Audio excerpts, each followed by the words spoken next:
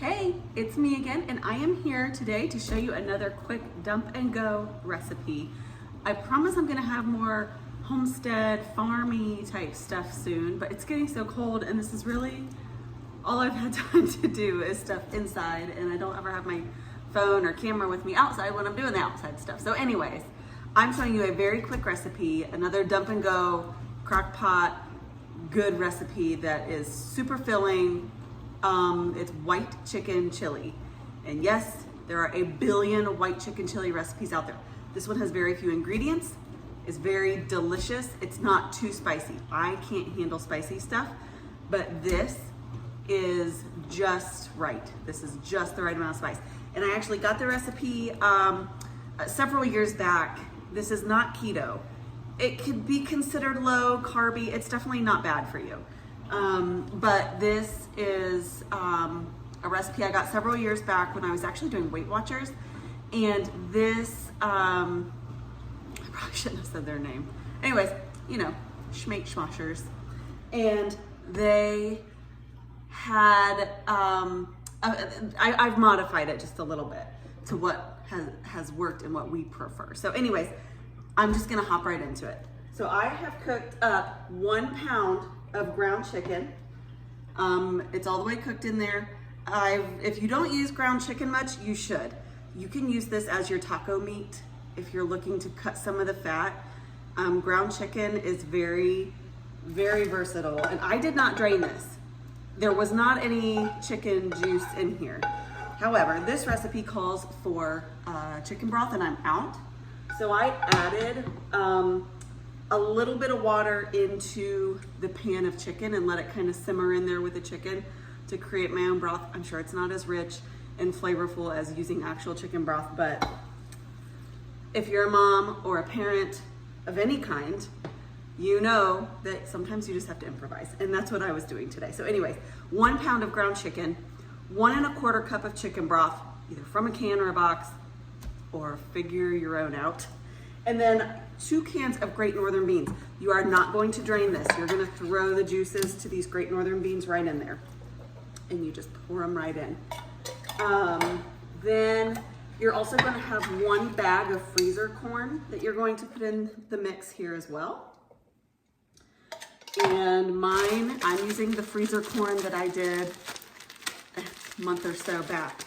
Just because it's delicious. But you can use your store-bought freezer corn if you want. This is where the magic happens. 1 package of the white chicken chili. Too late, you saw it. White chicken chili mix. This is so stinking good.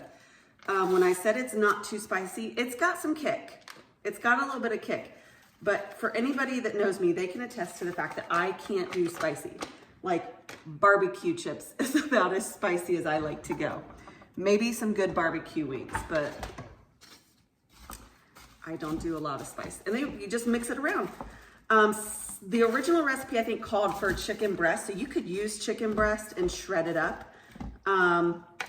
You could use cubed chicken breast, however you'd wanted it. You could throw in a couple of them in there, and they could cook all day, and then you could shred it at the end of the day. Now, you're gonna cook this on low for 6 to 8 hours. At the end of the day, you're going to put a block of softened cream cheese in here. You're gonna wanna do that about an hour before you eat it, of course. That way it has time to really mix in there and get good and creamy. But I will show you that part of it when we get to it. So I'm just gonna set this on low I'm just gonna set mine for 6 hours. And after 6 hours, I'll stick my cream cheese in there and it's going to be so good. And this is something that can last in the fridge for a few days. It's one of those things like spaghetti or really any pasta dish gets better with time a little bit. But anyways, all right, we're just gonna let this cook in here and I'll see you in a few minutes. All right, I just took the lid off of this and it is looking really good. It smells amazing. I'm just gonna give it 1 quick little stir here. And I'm gonna put the cream cheese in there. So I've let this sit out to room temperature. That way it's going to mix in. You're not gonna have a bunch of cheese, cream cheese. globs in the chili. You just put it in there. I'm gonna stir this up. Woo! Excuse me. Stir this up, and I'll show you guys what it looks like when it's done. See you in a minute. All right, it has been another hour since I put in the cream cheese. And I think I forgot to mention that. You put the cream cheese in, mix it around, let it sit for another hour while your crock pot's still on low. So mine's at warm. I think I had it at low for about an hour. And you're just gonna finish mixing it up, blending it in. Your cream cheese is good and soft at this point. And it is so good. I can't tell if you can tell on that video or not, just how good it looks. But I'm gonna get some in here and show you. It's super thick, not like unbearably thick, but super creamy. I'm gonna hold it up here.